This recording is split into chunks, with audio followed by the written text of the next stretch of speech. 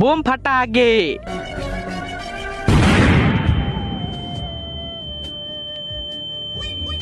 হে, আমার বোমের আওয়াজে কান ফেটে যাবে।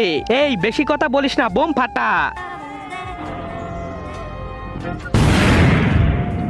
আরে বস, ওর বোমে তো কান দিয়ে রক্ত বের হলো। ইয়েস। হে,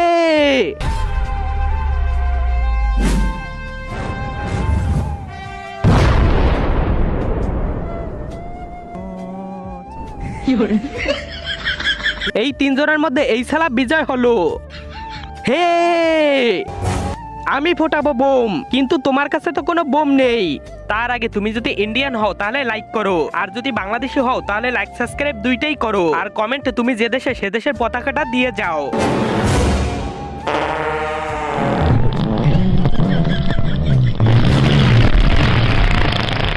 এই টাকা তো আমারই শালা।